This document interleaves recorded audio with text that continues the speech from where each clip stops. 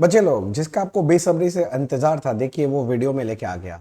आज था CA intermediate का एग्जाम और आज पेपर था एडवांस अकाउंटिंग। एडवांस अकाउंटिंग का मैं पेपर रिव्यू लेके आया हूं। अब ये जो पेपर आया है ये कैसा आया है, फटाफट हम लोग डिस्कस कर लेते हैं। भैया आप फटाफट डिस्कस करना, किंतु आप बताओ आपको क्या लगता है कि पेपर डिफिकल्ट था कि पेपर बहुत इजी था। देखो पेपर एकदम मॉडरेट था, स्टैंडर्ड पेपर था, कोई खराब पेपर नहीं था। किंतु हैट्स ऑफ उन बच्चों को जो लोग आज एग्जाम दिए, क्योंकि पेपर मेरे को देख के समझ में आ रहा कि बहुत लेंदी था। अगर कोई बच्चे का स्पीड कम था तो ये पेपर फिनिश करना बहुत मुश्किल हो जाएगा। क्वेश्चन टफ नहीं है, सारे क्वेश्चन इंस्टीट्यूट के मॉड्यूल से ही है। अगर आप कहीं भी क्लासेस लिए तो आपको सारे क्वेश्चंस कॉमन मिलेंगे, क्योंकि सब इंस्टीट्यूट के मॉड्यूल से क्वेश्चन थे। अगर आप लोग मेरा रिवीजन सीरीज किए थे तो वहां पर आपको मिल जाएगा सारे क्वेश्चंस। एग्जाम डे के पहले दिन मैंने जो क्लास लिया था उसमें से भी बहुत सारे क्वेश्चन, 11 क्वेश्चन में से 2 या 3 क्वेश्चन तो कॉमन ही आ गए। तो क्वेश्चन बहुत इजी था, किंतु भयंकर लेंदी था भाई साहब, भयंकर। तो चलो बिना टाइम वेस्ट किए फटाफट एक बार देखते हैं कि क्वेश्चन में आया क्या क्या चीज था। तो चलिए देखते हैं क्वेश्चन में क्या क्या चीज आया था। तो मैं आगे बढ़ा, सबसे पहला जो मेरे को क्वेश्चन दिख रहा है जो अकाउंटिंग स्टैंडर्ड से हमेशा आता है, वही अकाउंटिंग स्टैंडर्ड से दिया था। इसके अंदर जो दिया हुआ था कि ये बताओ कि चेंज इन अकाउंटिंग एस्टिमेट है कि चेंज इन अकाउंटिंग पॉलिसी है। ये वाला पहला क्वेश्चन है। तो पहला क्वेश्चन ये वह है, change in accounting estimate and change in accounting policy का। ये काफी कॉमन क्वेश्चन है, कई बार पूछ चुका है आप लोग से एग्जाम में, एकदम रिपीटेड क्वेश्चन है। इंस्टीट्यूट के मॉड्यूल में भी आपको ऐसा क्वेश्चन मिल जाएगा। अब बोल रहा है जैसे कि प्रोविजन फॉर डाउटफुल डेट पहले अभी 3% बना रहे हैं लोग।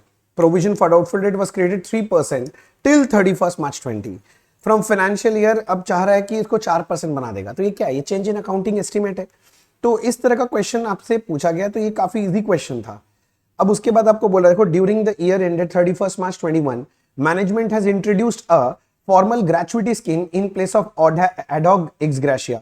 तो बताओ ये क्या है? तो ये वाला जो क्वेश्चन है एकदम सिंपल क्वेश्चन आपको दे दिया 5 नंबर का, पर उसके दे दिया। इसके बाद अगला जो क्वेश्चन आया है वो AS22 से एकदम सिंपल क्वेश्चन दे दिया। AS22 का देखो ना, डेप्रिसिएशन एज पर ये है, depreciation as per income tax है। ये आपको पूरा AS22 का क्वेश्चन उठा के दे दिया, ठीक है ना। देखो एज पर AS22। तो ये क्वेश्चन भी क्या था? एक स्टैंडर्ड क्वेश्चन था, कोई बहुत टफ क्वेश्चन नहीं डाला। सारे एडजस्टमेंट्स पुराने एडजस्टमेंट्स ही दिए हैं। अब उसके बाद क्या क्वेश्चन दिया था, देखो यहां पर अच्छा वो ईपीएस का क्वेश्चन दे दिया। ईपीएस निकालने का क्वेश्चन दे दिया। देखो प्रोवाइडेड ये डेटा दे रखा है और इसके बाद आपसे देखो बेसिक और डाइल्यूटेड अर्निंग पर शेयर मांग रहा है एज पर AS20। तो एक AS20 का क्वेश्चन भी दे दिया यहां पर। चलो ये क्वेश्चन भी ठीक लग रहा था, ज्यादा कोई डिफिकल्ट क्वेश्चन था नहीं। इसके बाद आपको दिया MN limited operates is business various segments, it's financial इतना फाइनेंशियल स्टेटमेंट अप्रूव, ये सारा चीज इंफॉर्मेशन दे रहा है। और दे के आपको बहुत सारा इंफॉर्मेशन दे के क्वेश्चन क्या पूछ रहा है, अकाउंटिंग स्टैंडर्ड 4 से क्वेश्चन पूछा है। ये भी फिर एक स्टैंडर्ड टाइप का क्वेश्चन मुझे नजर आया। मैं देखता हूं अच्छे अच्छे क्वेश्चंस कौन से थे, हम लोग उसको डिस्कस जरूर करेंगे, ठीक है ना। इसके बाद आपको एक क्वेश्चन दिया, देखो balance sheet of purple limited बोल के कुछ लिखा है यहां पर भी। आपके क्वेश्चन में इतना दाग है, हाँ किसी बच्चे से मैंने लिया था तो उस बच्चे ने शायद कुछ दाग वाग कर दिया है। ये क्वेश्चन आपका, ओ माय गॉड कितना बड़ा क्वेश्चन है। ये आपका इंटरनल रिकंस्ट्रक्शन का क्वेश्चन दिया है। ये क्वेश्चन पूरा कितने मार्क्स का था आप ध्यान दिए? आप ध्यान दिए, ये 20 नंबर का क्वेश्चन पूछ लिया इंटरनल रिकंस्ट्रक्शन से। और क्या भयानक बड़ा क्वेश्चन पूछा है।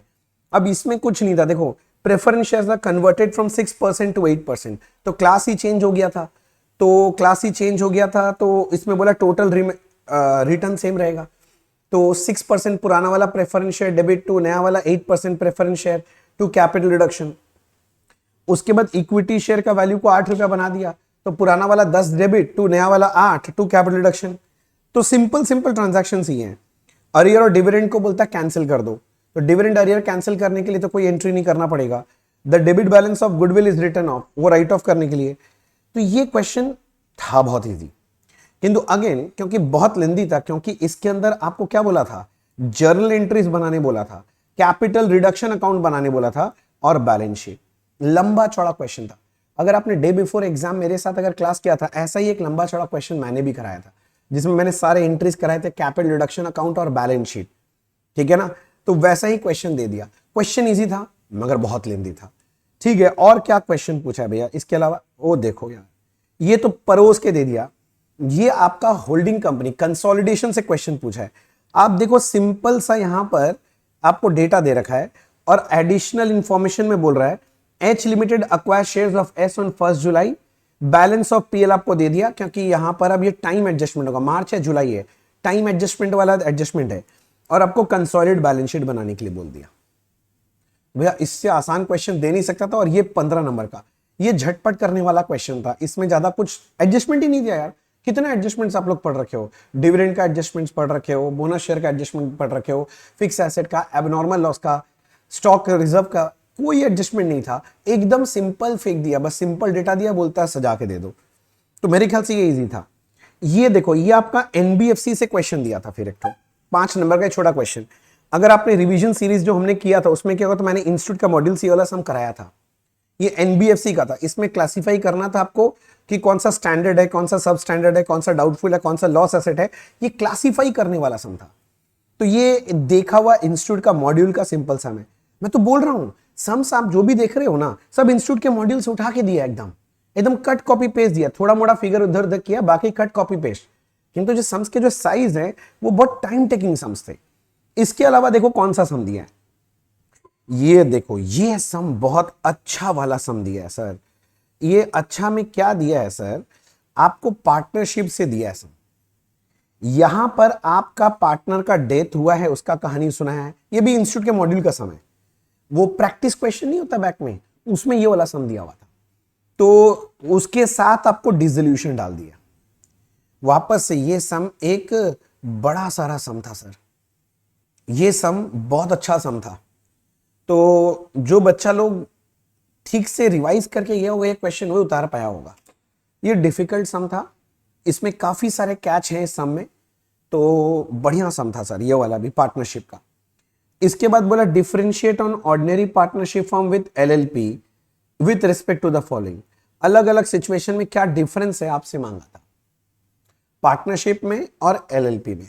तो ये एक थ्योरेटिकल क्वेश्चन दे दिया था, ये एक्सपेक्टेड नहीं था। अगर आप मेरे से पूछोगे तो ये क्वेश्चन मैं एक्सपेक्ट नहीं कर रहा था कभी, किंतु इंस्टीट्यूट पूछ लिया है, चलो ठीक है, मतलब अब से इस क्वेश्चन के लिए भी रेडी रहना पड़ेगा।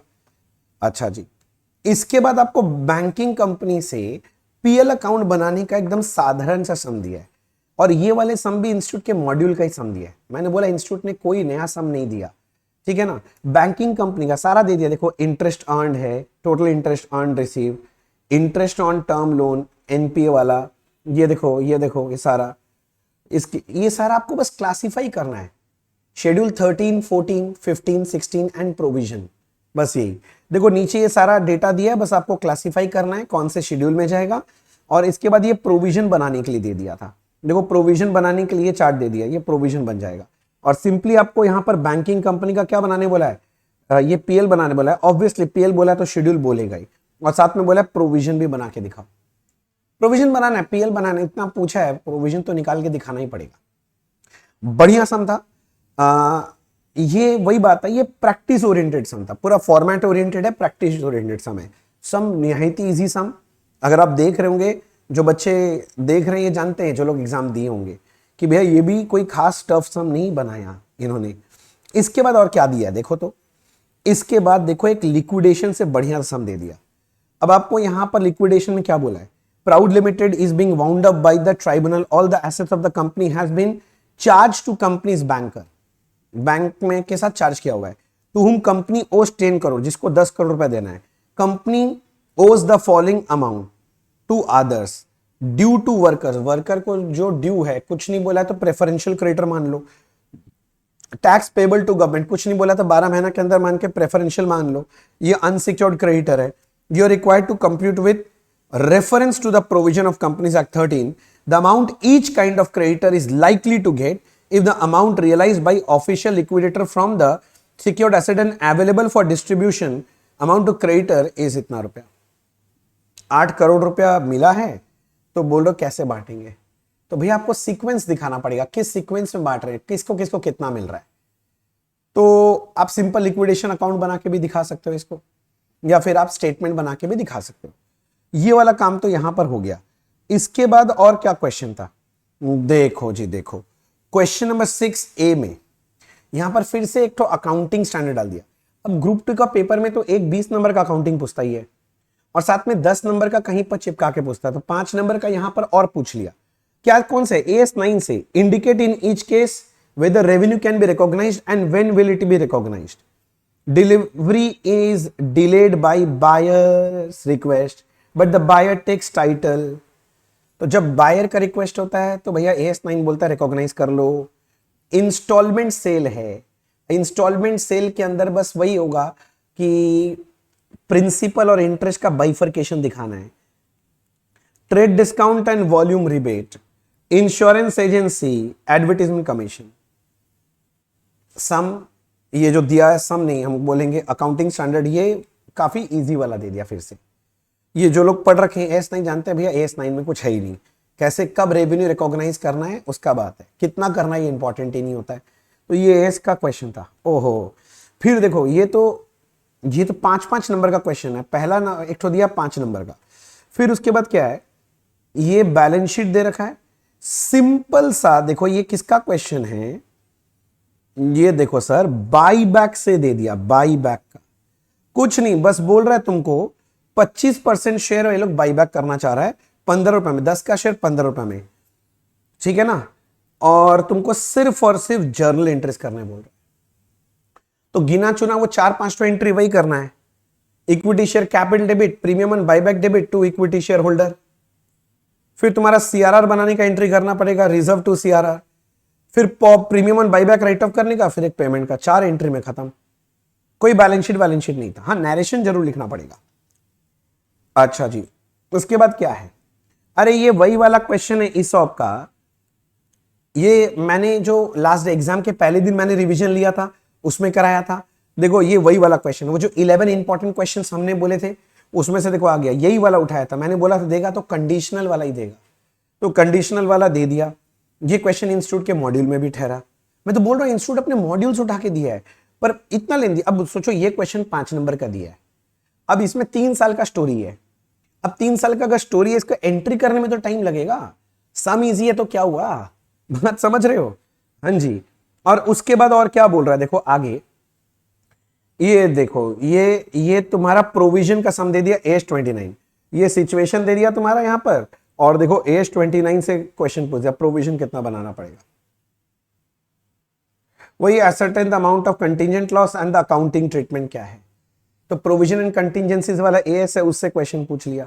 फिर वापस से AS का क्वेश्चन आना ही था एक तो। इसके बाद देखो एकदम इजी अकाउंटिंग स्टैंडर्ड 14 से, वही एमलगमेशन से पीसी का सम दिया है। अब उसमें 2 पार्ट पूछ लिए, एक तो थ्योरी पूछ लिया कि परचेस कंसिडरेशन का डेफिनेशन लिख के बताओ। पीसी किसको बोलते हैं, PC is paid by new company to the shareholder of the own company in any form हो सकता है, तो वो वाला आपको लिखना है। पीसी 2 तरह से निकाल सकते हैं, net asset method, net payment method, वो पूरा लिख के बताना है। और फिर सिंपल सा आपको नेट पेमेंट मेथड में ये पीसी निकाल के देना है। तो ऑल इन ऑल अगर आपने लोग पेपर देखें तो हमने जो डिस्कस किया, कवरेज बहुत बढ़िया है। इंस्टीट्यूट ने कोई खास चैप्टर छोड़ा नहीं, सारे चैप्टर को छू के गया है। क्वेश्चन सारे इंस्टीट्यूट के मॉड्यूल से है। तो मैं हमेशा चिल्लाता हूं कि इंस्टीट्यूट का मॉड्यूल पढ़ के जाओ, पढ़ के जाओ, पढ़ के जाओ। जो लोग मेरा रिवीजन सीरीज किए थे याद करो, मैं इंस्टीट्यूट का मॉड्यूल खोल के बैठा था आपके साथ, एक एक सम, ये सारे सम हमने कराए हैं। तो जो बच्चा वो किया होगा रिवीजन सीरीज, उसको तो एकदम मक्खन जैसा पेपर लगा होगा। और मैं चिल्ला चिल्ला के बोला था पेपर लेंदी आता है, लिख लिख के बहुत प्रैक्टिस करना, वही हुआ, पेपर भयंकर लेंदी दिया। 3 घंटे में ये पेपर खत्म करने के लिए, मतलब वो जिस सेकंड से हुआ है ना, उस सेकंड से लिखना चालू करना था, मुंडी उठाने का टाइम नहीं होगा आपके पास, और खत्म करना पड़ेगा सर टाइम पे।